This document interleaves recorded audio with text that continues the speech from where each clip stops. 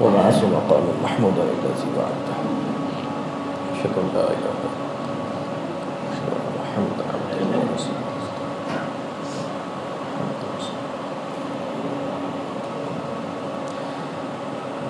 إن الحمد لله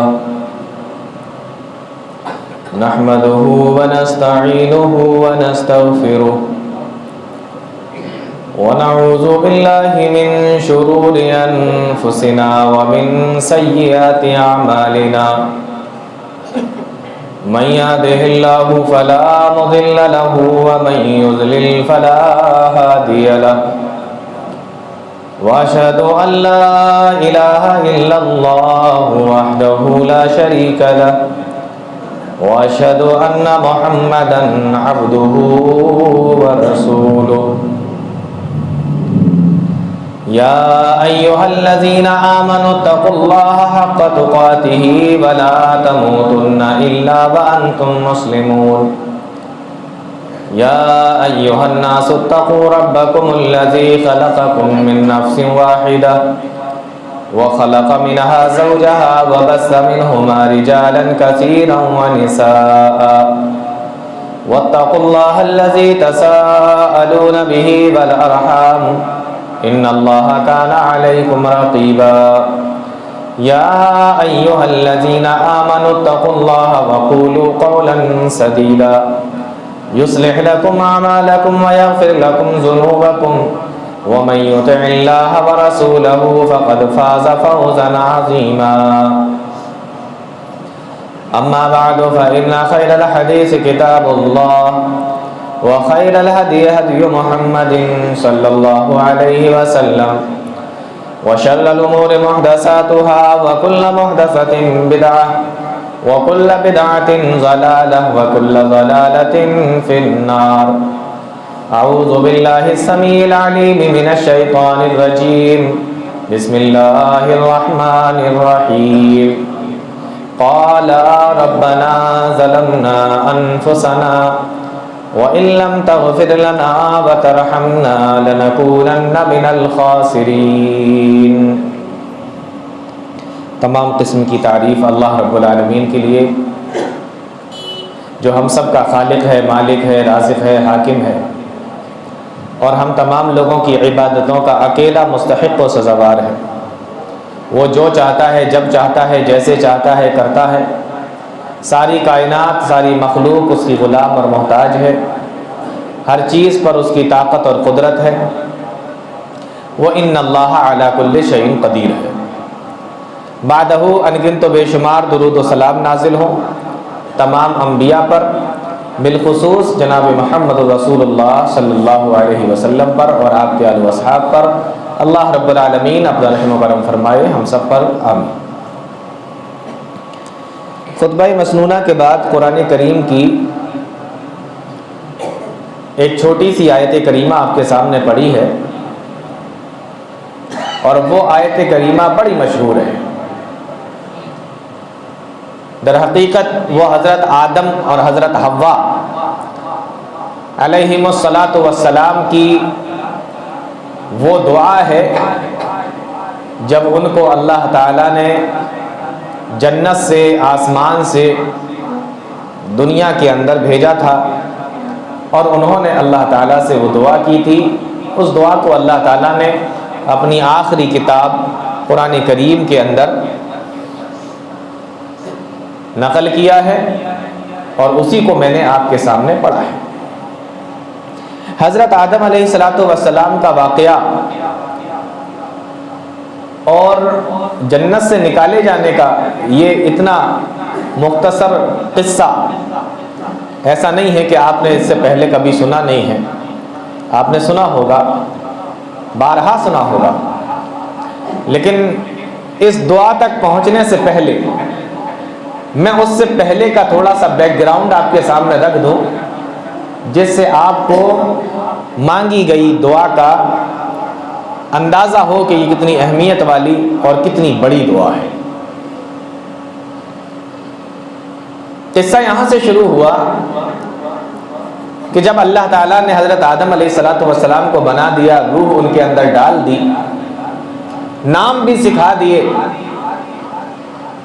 اس کے بعد اللہ تعالیٰ نے فرشتوں سے ایک بات کہی، قرآن کریم اس کو بیان کرتا ہے، وَإِذْ قُلْنَا لِلْمَلَائِكَةِ اسْجُدُوا لِآدَمَ فَسَجَدُوا إِلَّا إِبْلِيسَ۔ اللہ فرماتا ہے جب ہم نے کہا، وَإِذْ قُلْنَا جب ہم نے کہا، لِلْمَلَائِكَةِ اسْجُدُوا فرشتوں سے کہ سجدہ کرو، لِآدَمَ آدم علیہ السلام کو۔ قرآن کریم کی ایک خاص بات بتاؤں آپ لوگوں کو، قرآن کریم میں جب اللہ تعالیٰ یہ کہتا ہے نا کہ ہم نے کہا، جہاں پر بھی آئے اس طریقے کا جملہ، تو اس کے بعد کا جو جملہ ہوتا ہے کوئی بہت بڑی بات اس کے بعد آتی ہے، کوئی بڑی چیز بیان کی جاتی ہے۔ جب اللہ تعالیٰ یہ کہے کہ ہم نے کہا، اس کے بعد عام طور پر قرآن کریم کے اندر کوئی بڑی چیز بیان کی جاتی ہے۔ جیسے اللہ کہتا ہے ایک جگہ، اِنَّا انزلناہ، بے شک ہم نے نازل کیا۔ تو یہ جو آتا ہے نا ہم نے، جہاں جہاں اللہ تعالیٰ یہ لفظ استعمال کرتا ہے اپنے لیے ہم نے، اس کے بعد کوئی بڑی چیز بیان کی جاتی ہے۔ اِنَّا انزلناہ، ہم نے نازل کیا۔ کیا نازل کیا؟ قرآن کریم کو، فی لیلۃ القدر، لیلۃ القدر۔ اس طریقے سے آپ دیکھیں قرآن کریم کے اندر جہاں جہاں پر بھی یہ ہے نا کہ ہم نے کہا، ہم نے کہا، وجعلنا، ہم نے بنایا، اس طریقے کی چیز ہے تو بڑی چیز بیان کی جاتی ہے، تو واقعہ بڑا ہے۔ اللہ فرما رہا ہے وَإِذْ قُلْنَا لِلْمَلَائِكَةِ اسْجُدُوا، اور جب ہم نے کہا فرشتوں سے لِآدَمَ، آدم علیہ السلام کے سامنے سجدے میں چلے جاؤ، اللہ کا قرآن کہتا ہے فَسَجَدُوا إِلَّا إِبْلِيسَ، سارے کے سارے فرشتے سجدے میں چلے گئے مگر ابلیس سجدے میں نہیں گیا۔ کیوں نہیں گیا؟ فرمایا ابا واستکبر وکان من الکافرین، انکار کر بیٹھا، گھمنڈ دکھایا، واستکبر، تکبر کیا، وکان من الکافرین، اور تھا ہی میرے نافرمانوں میں سے۔ اب یہاں پر دو سوال ہیں، ان دو سوالوں کا جواب دے کر پھر آگے بڑھیں گے۔ میں نے آپ سے کہا ہے یہ قصہ تو آپ جانتے ہیں، اس کے آگے کیا ہونے والا وہ بھی آپ جانتے ہیں، لیکن اس کے اندر کیا باریکیاں ہیں، کیا گہرائیاں ہیں، ہمارے لیے کیا نصیحتیں ہیں، وہ سمجھتے ہوئے آگے بڑھیں گے۔ پہلا سوال، اللہ تعالیٰ نے آدم علیہ السلام کے سامنے فرشتوں سے سجدہ کروایا۔ سوال یہ ہے کہ اللہ کے علاوہ کسی دوسرے کو سجدہ کرنا جائز ہے یا جائز نہیں ہے؟ اگر کسی دوسرے کے سامنے سجدہ کرنا جائز ہی نہیں ہے تو اللہ تعالیٰ نے فرشتوں سے آدم کے سامنے سجدہ کیوں کروایا؟ اور اگر سجدہ کرنا جائز ہے تو آج لوگ جو سجدے کرتے ہیں تو ہم ان کے اوپر شرک کا الزام کیوں لگاتے ہیں، ان کو مشرک کیوں کہتے ہیں؟ یہ سوال ہے، اور یہ ان لوگوں کی بہت بڑی دلیل ہے جو قبروں کے اوپر، مزاروں پر، درگاہوں پر سجدہ کرتے ہیں، یہ ان کی بہت بڑی دلیل ہے کہ دیکھو یہاں پہ سجدہ کروایا جا رہا ہے، اس سے پتہ یہ چلتا ہے کسی دوسرے کو سجدہ کر سکتے ہیں۔ اب سوال یہ کہ سجدہ کرنا جائز ہے یا نہیں، اس کے کئی جواب علماء اکرام نے لکھے۔ پہلا جواب کہ یہ جو سجدہ تھے جس کے بارے میں حکم دیا جا رہا ہے، یہ جو سجدہ ہے یہ سجدہ عبادت نہیں ہے، یہ سجدہ تعظیمی ہے، سجدہ عبادت نہیں ہے، سجدہ تعظیمی ہے۔ توجہ میری طرف کیجئے ورنہ کچھ سمجھ میں نہیں آئے گا۔ یہ سجدہ عبادت ہے، سجدہ عبادت نہیں ہے، سجدہ تعظیمی ہے۔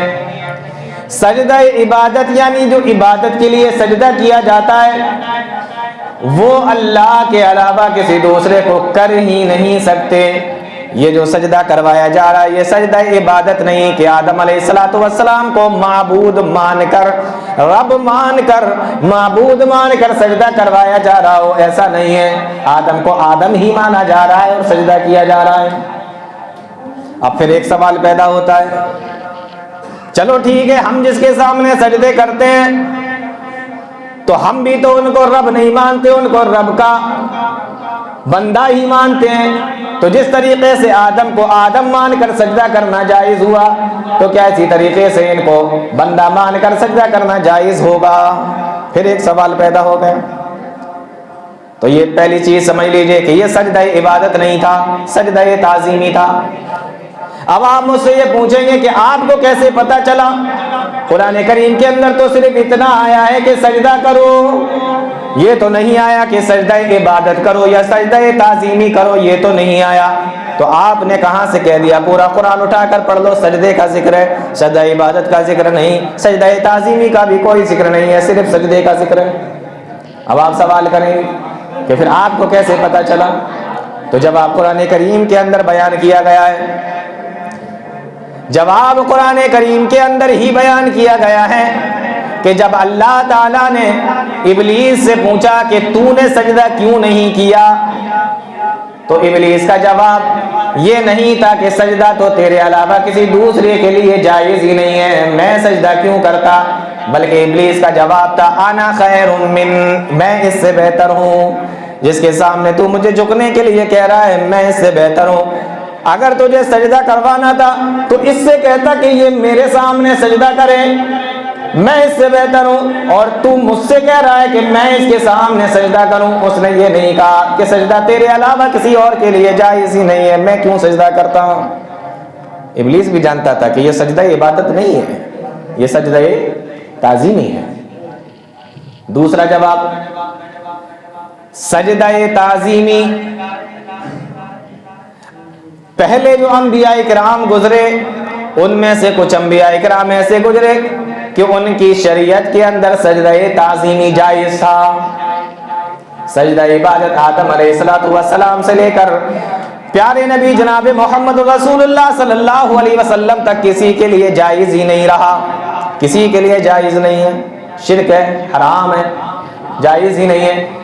سجدہ تعظیمی کچھ انبیاء کی شریعتوں کے اندر اللہ تعالیٰ نے جائز کیا تھا، سجدہ عبادت جائز نہیں تھا۔ سجدہ عبادت جائز کیسے ہو سکتا ہے؟ سارے انبیاء آدم علیہ السلام سے لے کے آخری نبی جناب محمد رسول اللہ صلی اللہ علیہ وسلم تک جو بھی آئے وہ سارے کے سارے اپنی قوم کو یہی سمجھاتے رہے کہ ایک اللہ کے سامنے سر جھکاؤ، ایک اللہ کی عبادت کرو، ایک اللہ کے سامنے سجدہ کرو، اسی سے دعائیں مانگو، اسی سے دعائیں مانگو، وہی مشکل کشا ہے، وہی حاجت روا ہے۔ سارے کے سارے لوگ یہی کہتے رہے۔ تو ایسا کیسے ہو سکتا تھا کہ آدم سے لے کے پیارے نبی تک سارے انبیاء آ رہے ہیں، اللہ تعالیٰ بھیج ہی ان کو اس لیے رہا ہے کہ صرف ایک اللہ کی عبادت کی جائے، اسی کو سجدہ کیا جائے، اور پھر اللہ تعالیٰ اسی کے خلاف کرنے لگے اور لوگوں کو کسی اور کے سامنے سجدہ کرنے کے لیے کہا جانے لگے؟ ایسا کیسے ہو سکتا تھا؟ تو سجدہ عبادت اور سجدہ تعظیمی اس کو سمجھ لیجئے آپ اچھے طریقے سے، سجدہ عبادت جائز نہیں ہے،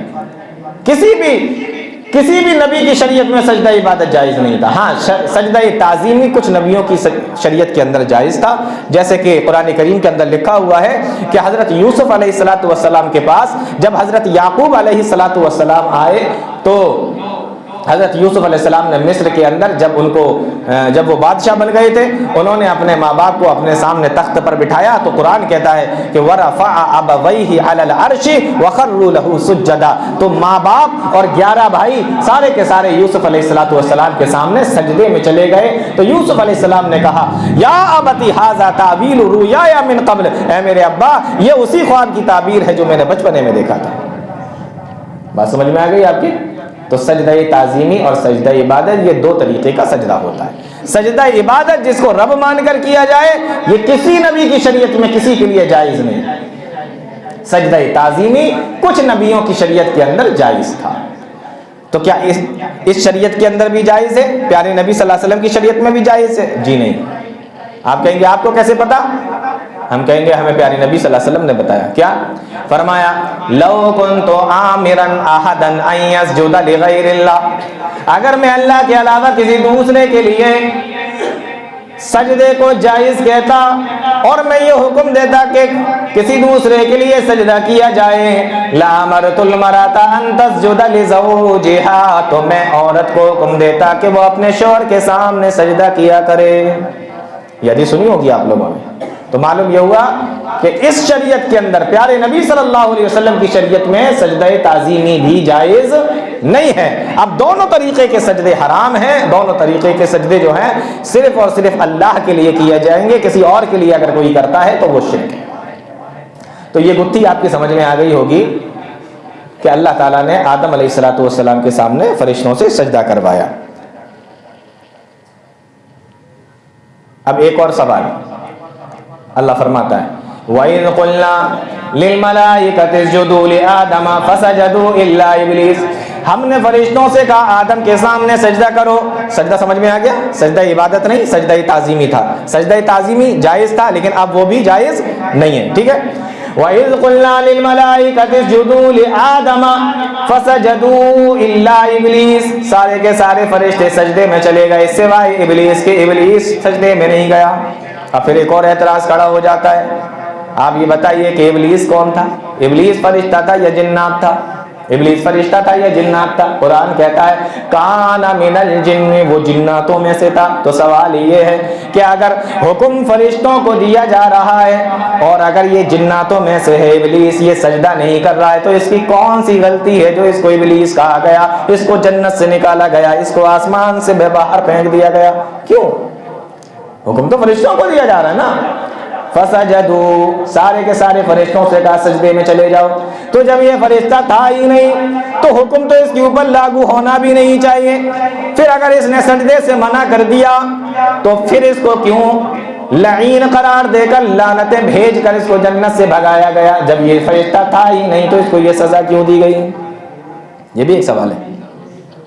اس کا جواب کیا ہے؟ اس کا جواب یہ ہے کہ ہاں بے شک یہ جناتوں میں سے تھا لیکن اپنی عبادت کی وجہ سے اللہ تعالیٰ نے اس کو آسمان پہ بلا لیا تھا اور فرشتوں کے ساتھ میں رہا کرتا تھا. اب اس کے اوپر وہ سارے حکم لاگو ہوتے تھے جو وی آئی پیز کے اوپر لاگو ہوتے ہیں.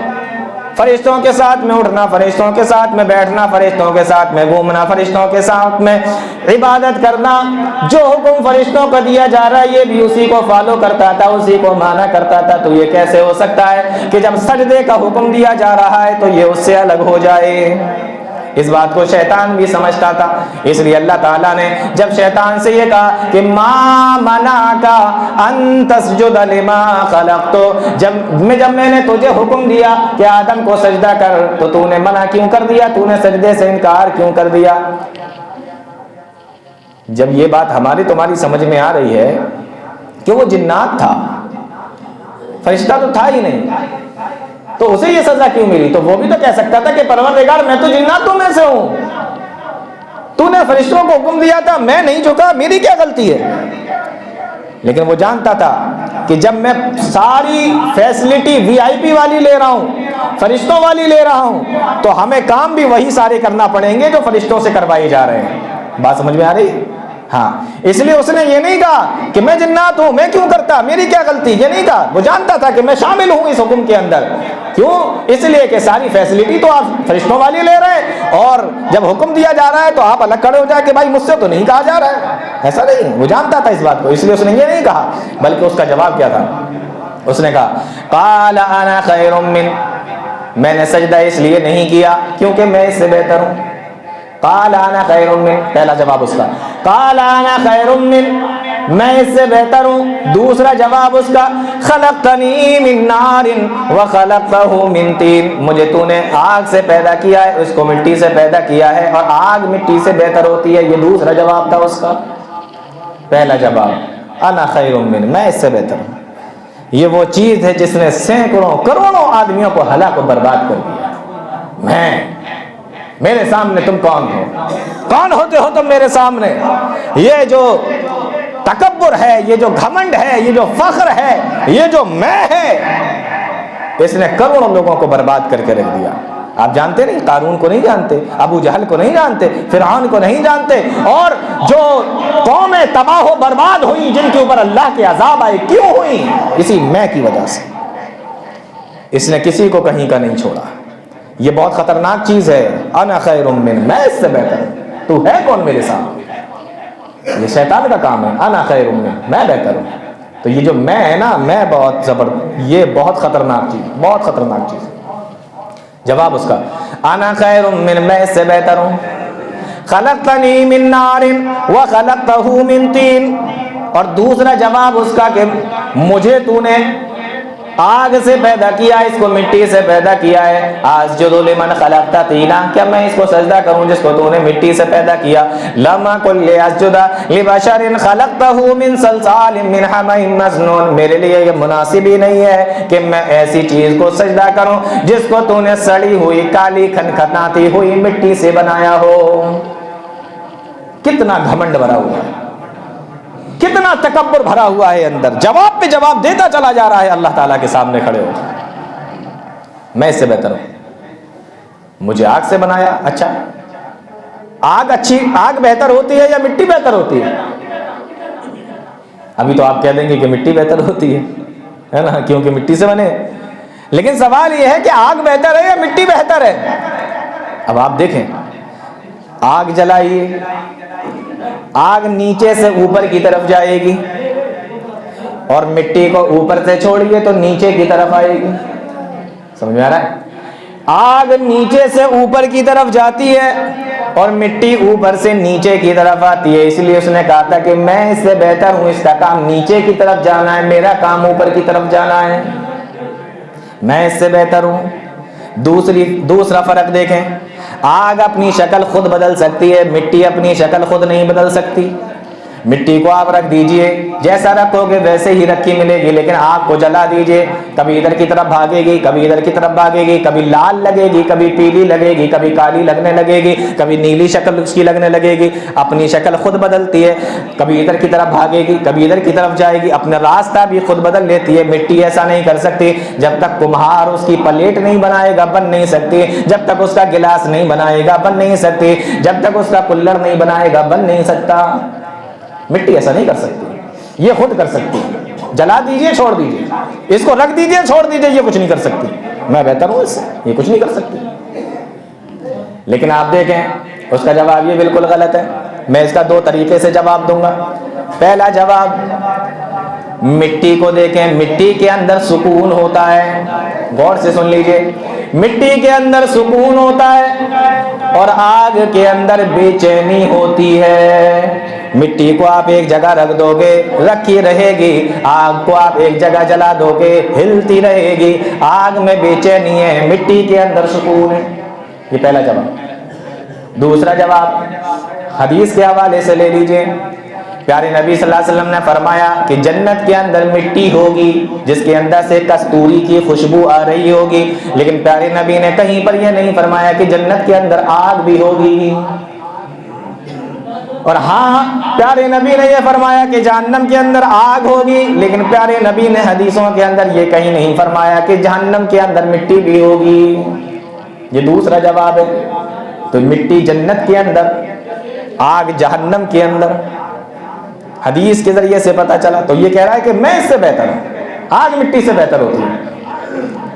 جب اللہ تعالیٰ نے اس کے یہ جواب سنے، اللہ فرماتا ہے قال فاہبط منها فما يكون لك ان تتكبر فيها فاخرج انك من الصاغرين، چلا جا، نکل جا یہاں سے، تیرے لیے مناسب ہی نہیں ہے کہ تو یہاں پہ رہ کے گھمنڈ کرے، یہاں پہ رہ کے فخر کرے، چلا جا، نکل جا یہاں سے۔ یہ تو جنت ہے، جنت میں گھمنڈ والوں کی کوئی جگہ نہیں ہے، یہ جنت ہے، یہ میرا دربار ہے، یہ آسمان ہے، یہاں کبر والے نہیں آتے، یہاں تکبر والے نہیں آتے، یہاں گھمنڈ والوں کی کوئی جگہ نہیں ہے۔ پتہ یہ چلا کہ جنت کے اندر گھمنڈیوں کا کوئی کام نہیں۔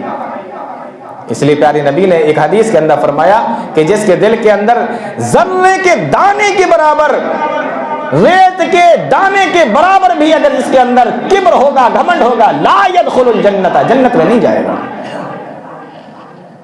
تو کہا کہ ادھر سے نکل جا۔ اب شیطان نے جب یہ دیکھا کہ مجھے تو نکالا جا رہا ہے، تو اللہ تعالیٰ سے کہتا ہے قالا، فوراً دعا کر رہا ہے، ایک اپلیکیشن لگا دی، ایک درخواست لگا دی۔ وہ درخواست کیا؟ فرمایا انذرنی الی یوم یبعثون، اے میرے پروردگار مجھے مہلت دے قیامت کے دن تک، کس چیز کی مہلت ہے یہ ابھی آگے پتہ چلے گا. انذرنی الی یوم یبعثون، اے میرے پروردگار مجھے مہلت دے قیامت کے دن تک. اللہ تعالیٰ نے اس کی اس بات کو سنا، اس فریاد کو سنا، اس ریکویسٹ کو سنا. فرمایا انک من المنذرین، جا تیری دعا قبول کی جاتی ہے، تجھے مہلت دی جاتی ہے، تجھے قیامت کے دن تک مہلت دی جاتی ہے. انک من المنذرین، جا تیری دعا قبول ہو گئی.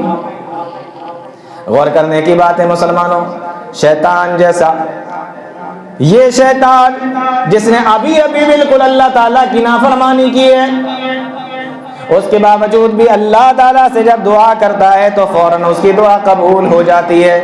مسلمانوں ان دونوں چیزوں سے ہمیں کیا پتہ چلا؟ ان دونوں آیتوں سے ہمیں کیا پتہ چلا؟ ہمیں پتہ یہ چلا کہ اگر انسان کبھی اللہ تعالیٰ سے دعا کرے، بہت غور سے سن لینا، کبھی انسان اللہ تعالیٰ سے دعا کرے اور اللہ تعالیٰ اس کی دعا کو قبول بھی کر لے، اللہ تعالیٰ اس کی دعا کو سن بھی لے، تو اس کا یہ مطلب بالکل بھی نہیں ہے کہ اللہ تعالیٰ اس سے راضی بھی ہے، اللہ تعالیٰ اس سے خوش بھی ہے، اللہ اس کو پسند بھی کرتا ہے. اس کا بالکل یہ مطلب نہیں ہے.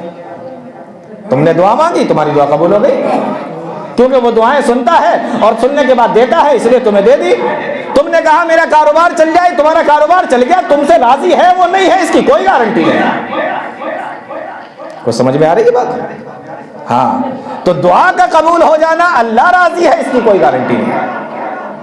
آپ نے کہا میرے کاروبار چلنے لگے، آپ کا کاروبار چلنے لگا، لیکن اللہ آپ سے راضی ہے، اس کی کیا گارنٹی؟ قال انذرنی الی یوم یبعثون قال انک من المنذرین، جا تجھے مہلت دی جاتی ہے. اب مہلت مل گئی تو کیا کرے گا؟ فرمایا فبما اغویتنی لاقعدن لهم صراطک المستقیم، میں اللہ میں تیرے سیدھے راستے پر بیٹھ جاؤں گا اور میں ابن آدم کو، آدم کی اولاد کو بہکاؤں گا. اور اس سے پہلے کہتا ہے فبما اغویتنی، اے اللہ تو نے مجھے گمراہ کیا ہے. ابھی بھی ماننے کو تیار نہیں، اپنا کبر، اپنا گھمنڈ، اپنا تکبر ماننے کو تیار ہی نہیں، جھکنے کو تیار ہی نہیں. ابھی بھی یہی کہہ رہا ہے فَبِمَا أَغْوَيْتَنِي، تو نے مجھے گمراہ کر دیا. لَأَقْعُدَنَّ لَهُمْ صِرَاطَكَ الْمُسْتَقِيمَ، اب میں تیرے سیدھے راستے پر بیٹھ جاؤں گا. جانتے ہو شیطان سیدھے راستے پر کیسے بیٹھتا ہے؟ اللہ کا جو راستہ ہے اس راستے پر کیسے بیٹھتا ہے؟ حدیث کے اندر آتا ہے، پیارے نبی صلی اللہ علیہ وسلم نے فرمایا ان الشیطان قعد لابن آدم، بے شک شیطان سیدھے راستے پر بیٹھ جاتا ہے اور اس کے بعد میں پھر وہ دیکھتا ہے کہ ایک انسان ہے، اسلام قبول کرنے کے لیے جا رہا ہے، مسلمان ہونے کے لیے جا رہا ہے.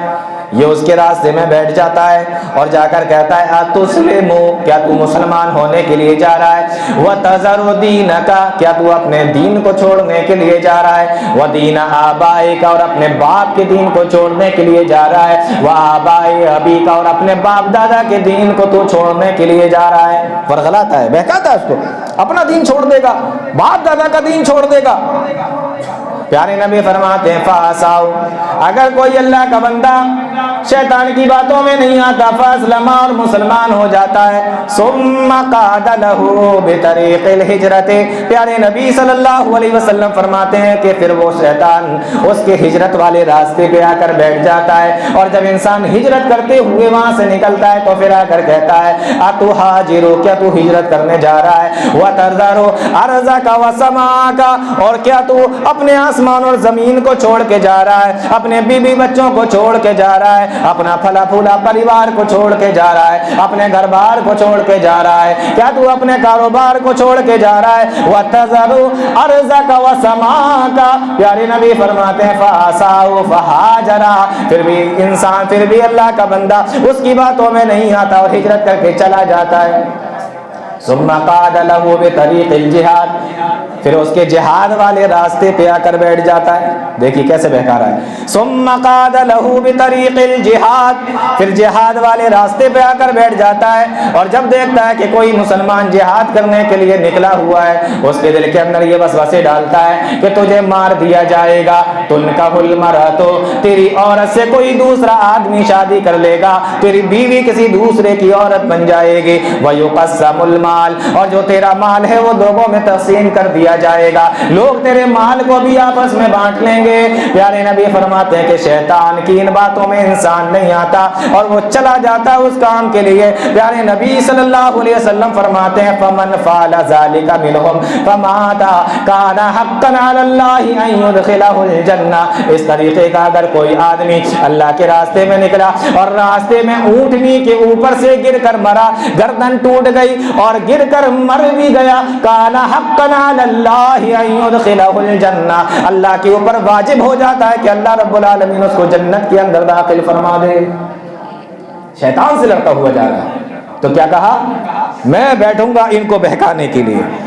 और कैसे बहकाऊंगा, फरमाया सुम्मा लआतियन्नहुम मिन बैनि ऐदीहिम, मैं इनके ऊपर आऊंगा, मैं इन पर हमला करूंगा। सुम्मा लआतियन्नहुम मिन बैनि ऐदीहिम, सामने से, व मिन खल्फिहिम, पीछे से भी बहकाऊंगा, व अन ऐमानिहिम, दाएं से भी बहकाऊंगा, व अन शमाइलिहिम, और बाएं से भी बहकाऊंगा। बड़ी प्यारी तफसीर इन चारों चीजों की, सामने से, पीछे से, दाएं से, बाएं से, उलमाए किराम ने बड़ी प्यारी तफसीर लिखी है। मुफस्सिरीन ने लिखा सामने से आने का मतलब क्या है, गौर से सुन लेना मुसलमानों। सामने से आने का मतलब ये है कि मैं बहकाऊंगा उसको कि देखो जन्नत जहन्नम कुछ नहीं है, दुनिया ही दुनिया है, जो कुछ भी है वो यही दुनिया है। कहाँ तुम जन्नत और जहन्नम के चक्कर में पड़ गए, कहाँ तुम जन्नत और जहन्नम, कयामत, बरज़ख, इन तमाम चीजों के चक्कर में पड़ गए, ये कुछ भी नहीं है, किसने देखा, किसने बताया। इस तरीके से आके बहकाऊंगा। और पीछे से आके बहकाने का मतलब उलमा ने लिखा है कि वो तुमसे ये आकर कहेगा कि देखो कितनी प्यारी दुनिया है, कहाँ तुम इस दुनिया को लात मार के आखिरत बनाने के चक्कर में लगे हुए हो, कहाँ तुम इस दुनिया को छोड़ रहे हो, कितनी रंगीनी है, कितनी प्यारी है, ये दुनिया छोड़ के कहाँ जा रहे हो, ये बीवी बच्चे तुम्हारे, ये कारोबार तुम्हारा, ये घर बार तुम्हारा, ये सारी चीजें तुम्हारे पीछे से, जो जितनी भी चीजें तुम छोड़कर अल्लाह वाला बनने की कोशिश कर रहे हो, आखिरत को बनाने की कोशिश कर रहे हो, तो पीछे से भी आकर वो तुम्हें बहकाएगा कि ये देखो ये है असल चीज, ये कहां तुम आखिरत के चक्कर में पड़ गए। मैं दाएं से भी बहकाऊंगा। दाएं से बहकाने का मतलब ये है कि नेकियों को बहुत हल्का तुम्हारी नजर में बना दूंगा, तुम्हारी नजर में नेकियों की कोई वैल्यू ही नहीं होगी, कोई कदर और कीमत ही नहीं होगी, दीन की कोई वैल्यू नहीं होगी, इस्लाम की कोई वैल्यू नहीं होगी, नमाज, रोजा, कुरान, ज़कात, कोई वैल्यू ही तुम्हारी नजर में इसकी रहने ही नहीं दूंगा। और जब भी इसको करने की कोशिश करोगे, इसको इतना बड़ा बना दूंगा कि तुम सुस्ती का शिकार हो जाओगे कि कौन फजर की नमाज के लिए उठे, कौन कुरान करीम की तिलावत करे, कौन तहज्जुद पढ़े, कौन पांचों वक्त की नमाज की पाबंदी करे, कौन पाको साफ रहे। तुम्हारे लिए इतना बड़ा बना दूंगा कि तुम नेकी के रास्ते पे आ ही नहीं पाओगे। और उलमा ने लिखा है बाएं से आने का मतलब यह है कि गुनाह को तुम्हारे लिए आसान कर दूंगा, गुनाह को तुम्हारे लिए खूबसूरत बनाकर पेश करूंगा और तुम गुनाह की तरफ भागोगे, गुनाह की तरफ लगोगे, गुनाह की तरफ लेकर जाएगा। ये चार चीजें बयान की। कहां से आऊंगा, सामने से, पीछे से, दाएं से, बाएं से। और इस पर एक बड़ी प्यारी बात उलमा ने लिखी है, मुफस्सिरीन ने, उन्होंने कहा कि शैतान ने ऊपर का जिक्र नहीं किया, चारों तरफ का जिक्र तो किया, ऊपर का जिक्र नहीं किया, ऊपर का रास्ता कि मैं ऊपर से भी आऊंगा, ये नहीं कहा। क्यों नहीं कहा? इसलिए नहीं कहा, मुफस्सिरीन ने बड़ी प्यारी बात लिखी, कहते हैं इसलिए नहीं कहा क्योंकि ऊपर से अल्लाह की रहमत आती है और शैतान कितना भी ताकतवर क्यों ना हो जाए, उसके ये बस की बात ही नहीं है कि अल्लाह अपने जिस बंदे के ऊपर रहमत नाजिल करना चाहिए और शैतान उस रहमत को रोक ले। ऊपर से अल्लाह की रहमत आती है, तो अल्लाह जब तौफीक देता है तो इंसान नमाज पढ़ता है, अल्लाह जब तौफीक देता है तो इंसान दीन के काम करता है। और अल्लाह की रहमत ही ना हो, अल्लाह की तौफीक ना हो, तो आप ऐसे ही दाएं से भी बहकाए जाओगे, बाएं से भी बहकाए जाओगे। इतनी बातें कर ली अल्लाह ताला से।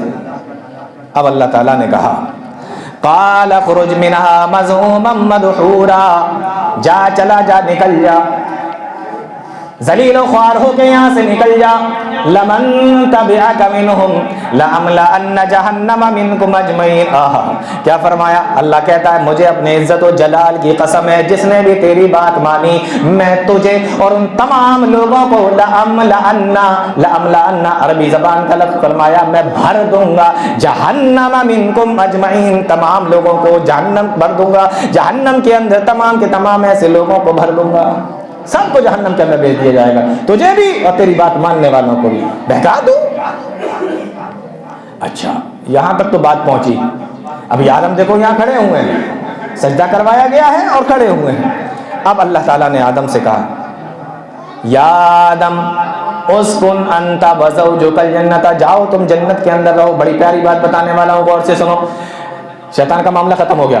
اب ادھر آدم سے کہا جا رہا ہے یا آدم اسکن انت وزوجک الجنت, جاؤ اور جا کر جنت کے اندر رہو. ولا تقربا هذه الشجرة فتكونا من الظالمين, لیکن ایک درخت کے قریب مت جانا ورنہ تم ظالموں میں سے ہو جاؤ گے, گھاٹا اٹھانے والوں میں سے ہو جاؤ گے. غور سے سنیے مسلمانوں, میں آپ سے یہ بات کہہ کے جا رہا ہوں کہ اللہ تعالیٰ, بہت غور سے سننا, اللہ تعالیٰ کبھی کبھی لے کے آزماتا ہے اور کبھی کبھی اللہ تعالیٰ دے کے آزماتا ہے. جنت سے بڑی نعمت کون سی ہوگی؟ لیکن آدم کو نہیں معلوم ہے کہ اس کا امتحان تو ہو چکا ہے, یہ تو اپنے امتحان کے اندر فیل ہو چکا ہے, لیکن ہمیں جنت جیسی نعمت کے اندر رکھا جا رہا ہے, اور نعمت جنت جیسی, اور اس کے بعد اب ہمارا امتحان شروع ہونے والا ہے. یعنی اللہ تعالیٰ جب آپ کو بہت ساری نعمتوں سے نعمتیں دے تو ہو سکتا ہے کہ اللہ تعالیٰ نعمتیں دے کے آپ کو آزمانا چاہ رہا ہو. ضروری نہیں ہے کہ اللہ تمہارے اوپر دکھوں کا پہاڑ توڑ کر ہی آپ کو آزمائے کہ تم کیسے ہو سکتا ہے کہ اللہ تم جو مانگ رہے ہو دیا جا رہا ہے, جو مانگ رہے ہو دیا جا رہا ہے, جو کاروبار کر رہے ہو فائدہ ہو رہا ہے, جو چاہ رہے ہو خرید رہے ہو, جو چاہ رہے ہو کھا رہے ہو, جو چاہ رہے ہو پہن رہے ہو سکتا ہے اسی پہ تمہاری آزمائش چل رہی ہے. جنت جیسی نعمت, اور آدم کو نہیں پتا کہ اب میرا امتحان شروع ہو رہا ہے. کہا جاؤ ولا تقربا هذه الشجرة, لیکن اس درخت کے قریب مت جانا. درخت کا نام کہیں نہیں بتایا گیا, قرآن کریم کے اندر کہیں نہیں ہے کس کا درخت ہے. لوگ اپنے اندازے لگاتے ہیں, گیہوں کا ہے کہ انار کا ہے کہ انجیر کا ہے کہ کھجور کا ہے, قرآن میں کہیں بیان نہیں کیا. تو درخت مطلب درخت کوئی سا بھی ہو سکتا ہے, امرود کا بھی ہو سکتا ہے, کوئی سا بھی ہو سکتا ہے. ولا تقربا هذه الشجرة فتكونا من الظالمين. اب شیطان نے سوچا کہ مجھے تو نکالا جا رہا ہے, ان کو بھی نکلواتے ہیں. کیا کہا؟ فوسوس لهما الشیطان, شیطان نے وسوسہ ڈالا. فوسوس لهما الشیطان, شیطان نے وسوسہ ڈالا. پھر یہاں پر ایک اعتراض, ایک سوال, اس کو بھی حل کر لو, مزہ آ جائے گا. سوال یہ ہے کہ جب شیطان کو جنت سے نکال دیا گیا اور آدم علیہ السلام کو جنت کے اندر داخل کر دیا گیا, تو شیطان جب جنت میں جا ہی نہیں سکتا تو شیطان نے آدم علیہ السلام کو بہکا کیسے دیا؟ یہ کبھی دماغ میں آئی ہے بات؟ آئی ہوگی. بہکایا کیسے؟ اس پہ بھی لوگوں نے خوب باتیں بنائی. کسی نے کہا سانپ بن کر داخل ہو گیا, کسی نے کہا مور کے پیروں میں لپٹ کر داخل ہو گیا, کسی نے کچھ کہا, کسی نے کچھ کہا. لیکن اگر پیاری نبی کی حدیث پر غور کریں گے تو یہ سب باتیں بنانے کی ضرورت ہی نہیں پڑے گی. اللہ کے نبی فرماتے ہیں ان الشیطان یجری للانسان مجری الدم, شیطان انسان کے اندر ایسے ہی دوڑتا ہے جس طریقے سے انسان کا خون اس کے بدن کے اندر دوڑتا ہے. تو شیطان کو اللہ نے یہ طاقت دے رکھی ہے کہ وہ باہر سے بھی اثر کر سکتا ہے, باہر سے بھی بہکا سکتا ہے. تو یہ سوال کا جواب ہو گیا نا اعتراض کا کہ بہکایا کیسے. اب ایک دوسرا اعتراض کہ چلو شیطان کو اللہ نے طاقت دی ہے, وہ دور سے بھی بہکا سکتا ہے, بس وسے دل کے اندر ڈال سکتا ہے, لیکن آدم تو نبی تھے, آدم کیسے بہک گئے؟ آدم کو تو اللہ نے منع بھی کر دیا تھا, تو یہ نبی ہونے کے باوجود بھی اس کی باتوں میں کیسے آ گئے؟ اب یہ دوسرا اعتراض کھڑا ہو گیا. اس کا بھی جواب اللہ تعالیٰ نے قرآن کریم کے اندر دیا, فرمایا وَلَقَدْ عَهِدْنَا إِلَىٰ آدَمَ مِن قَبْلُ فَنَسِيَ.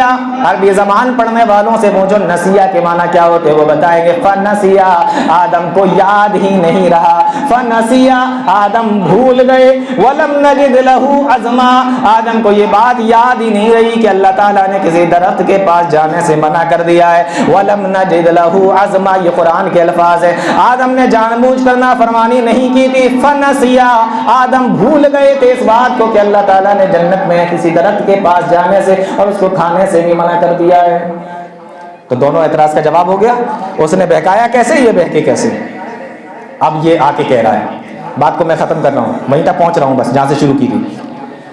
اب یہ آ کے کہہ رہا ہے, بہکا رہا ہے کیسے؟ تو جانتے ہو کیوں منع کیا ہے؟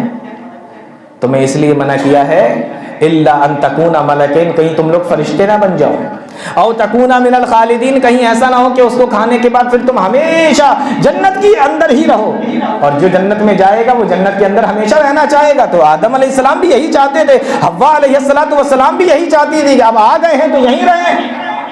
تو بہتر ہے کہ تم یا تو فرشتے بن جاؤ گے تو یہاں سے نکالے نہیں جاؤ گے، یا ہمیشہ ہمیشہ یہاں رہو گے تب بھی یہاں سے نکالے نہیں جاؤ گے۔ اور ایک بہت بڑی بات بتانے والا ہوں، قرآن کے انداز میں دیکھو، قرآن کہتا ہے وَقَاسَمَهُمَا، اور قسمیں کھائیں، ایک بار نہیں بار بار قسمیں کھا رہا ہے، وَقَاسَمَهُمَا، بار بار اس نے قسمیں کھائیں۔ اور آدم علیہ السلام اللہ کے بندے، جو اللہ کے نیک بندے ہوتے ہیں، وہ اللہ کے نام پر دھوکہ کھا جاتے ہیں۔ کیوں؟ اس لیے کہ آدم علیہ السلام تو کبھی یہ سوچ بھی نہیں سکتے تھے کہ یہ اللہ کی جھوٹی قسم بھی کھا سکتا ہے، یہ اللہ کی جھوٹی قسم بھی کھا سکتا ہے، وہ یہ سوچ بھی نہیں سکتے تھے۔ اور دوسری بات جو بہت بڑی ہے، فرمایا انی لکما لمن الناصحین، اور دیکھو میں تمہارا ہمدرد ہوں، میں تمہارا خیر خواہ ہوں، میں تمہارا ہمدرد ہوں، میں تمہیں سمجھا رہا ہوں۔ ہاں، اس طریقے کے ہمدردوں سے بہت ہوشیار رہنے کی ضرورت ہے۔ جو اس طریقے کے لوگ ہوتے ہیں نا، جو آگ لگانے آتے ہیں لیکن بتاتے ہیں اپنے آپ کو ہمدرد، بتاتے ہیں اپنے آپ کو خیر خواہ، کبھی کبھی انسان کی نیا یہ ہمدرد اور خیر خواہ لوگ ہی ڈبا جاتے ہیں۔ اس لیے سب کی باتوں میں آنے کی ضرورت نہیں ہے، کبھی کبھی یہ ہمدرد اور جو خیر خواہ بنتے ہیں آپ کے، یہی آپ کی نیا ڈبا کے چلے جائیں گے، آپ کی لٹیا ڈبا دیں گے۔ تو اگر کوئی آ کے کہے دیکھو میں تمہارا ہمدرد ہوں، میں تمہارا خیر خواہ ہوں، تو اس سے پوچھنا بھیا کون سے والے ہمدرد ہو؟ ہمدرد تو شیطان بھی تھا، آدم علیہ السلام کو جنت سے نکلوا دیا تھا، اس نے بھی یہی کہا تھا میں تمہارا ہمدرد ہوں، میں تمہارا خیر خواہ ہوں۔ سمجھ میں آ رہی ہے بات؟ جی، قرآن کہتا ہے فَدَلَّاهُمَا بِغُرُورٍ، دونوں کو بہکا دیا۔ اور اس کے بعد میں نے آپ کو بتایا تھا کہ پھر ان کو جنت سے باہر کر دیا گیا بہکانے کے بعد۔ اب جب دنیا کے اندر آئے تو وہ دعا دیکھ لیتے ہیں، پھر بات ختم کرتے ہیں۔ دنیا کے اندر آئے، اب دعا مانگ رہے ہیں اللہ تعالیٰ سے، کیا کہہ رہے ہیں؟ قَالَ رَبَّنَا ظَلَمْنَا أَنفُسَنَا وَإِن لَّمْ تَغْفِرْ لَنَا وَتَرْحَمْنَا لَنَكُونَنَّ مِنَ الْخَاسِرِينَ۔ دونوں نے کہا اے ہمارے پروردگار، ہم نے اپنی جانوں پر ظلم کیا، اگر تو ہمیں معاف نہیں کرے گا اور ہم پر رحم نہیں کرے گا تو ہم نقصان اٹھانے والوں میں سے ہو جائیں گے۔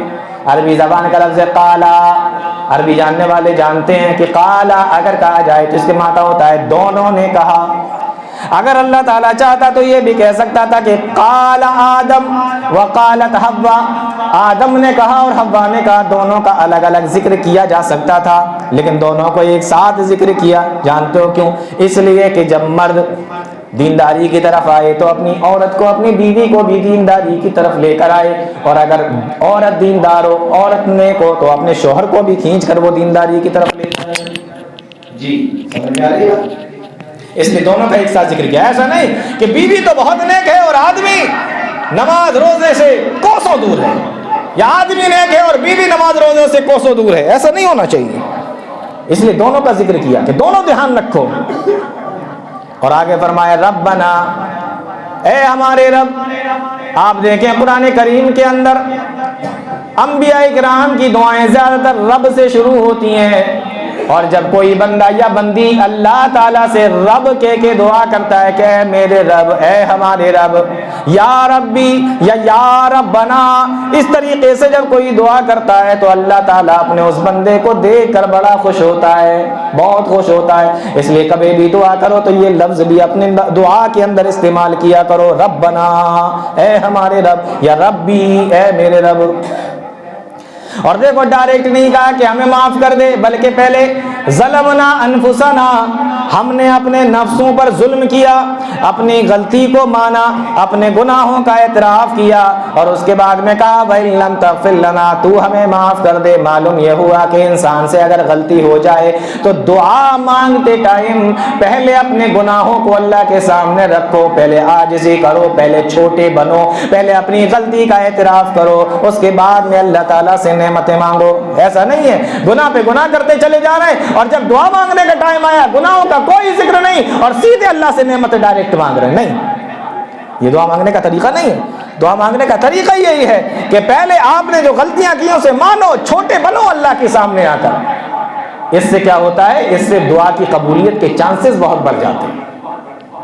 اور فرمایا اے اللہ میں معاف کر دے، صرف اتنا کہہ دیا جاتا معاف کر دے کام ہو جاتا، لیکن ساتھ میں یہ بھی کہا کہ وترحمنا، ہمارے اوپر رحم فرما۔ اب اگر اللہ کا رحم نہ ہو تو کسی پیاسے کو پانی ایک بوند پانی نہ ملے، اللہ کا رحم نہ ہو کسی بھوکے کو ایک دانہ کھانے کا نہ ملے، اگر اللہ کا رحم نہ ہو تو کسی ننگے کو کپڑا نہ ملے، کسی کو کوئی سر چھپانے کے لیے چھت اور مکان نہ ملے، اتنے گناہوں کے بعد بھی اگر ہمیں ساری چیزیں مل رہی ہیں تو یہ اللہ کے رحم کے علاوہ بتاؤ کون سی دوسری چیز ہو سکتی ہے؟ وَتَرْحَمْنَا، ہم پر رحم فرما، لَنَكُونَنَّ مِنَ الْخَاسِرِينَ، ورنہ ہم نقصان اٹھانے والوں میں سے ہو جائیں گے۔ بات سمجھ میں آئی؟ ہاں، تو یہ ہے دعا حضرت آدم علیہ السلام کی، اور یہ پورا بیک گراؤنڈ کے ساتھ میں نے آپ کو اس لیے بتایا تاکہ آپ کو اس دعا کی اہمیت کا اندازہ ہو اور یہ پورا واقعہ آپ کی سمجھ میں آئے، اور اس کے اندر جو نصیحتیں ہیں، قرآن کریم نصیحت کے لیے آیا ہے، اس میں جو نصیحت ہیں وہ آپ کی سمجھ میں آ جائے۔ یہاں پر میں ایک آخری بات بتا کے بات ختم کر رہا ہوں۔ غلطیاں دونوں سے ہوئی، آدم سے بھی غلطی ہوئی، ابلیس سے بھی غلطی ہوئی۔ ابلیس نے غلطی کو مانا نہیں، اکڑ گیا، ہمیشہ ہمیش کے لیے لعنتی قرار دے کر اللہ کی رحمت سے دور کر دیا گیا اور جنت سے اور آسمان سے اس کو بھگا دیا گیا۔ اور غلطی حضرت آدم علیہ السلام سے بھی ہوئی، اللہ تعالیٰ نے آدم علیہ السلام کی دعا کو قبول کیا، اور تو پتہ یہ چلا کہ جھک جانے میں، غلطی ماننے میں، چھوٹا بن جانے ہی میں فائدہ ہے، اگر آپ اکڑو گے تو پھر حال وہی ہوگا جو شیطان کا ہوا ہے۔ بات سمجھ میں آ گئی آپ کے؟ تو یہ ہے، یہ جو چھوٹا سا مختصر سا قصہ میں نے آپ لوگوں کو سنایا، اس کے پیچھے کی ہمارے لیے عبرتیں اور نصیحتیں۔ اللہ تعالی ہم تمام لوگوں کو نیک عمل کی توفیق عطا فرمائے، قرآن و حدیث کو سمجھنے کی، اس پہ چلنے کی توفیق عطا فرمائے، آمین یا رب العالمین۔ وآخر دعوانا الحمدللہ رب العالمین۔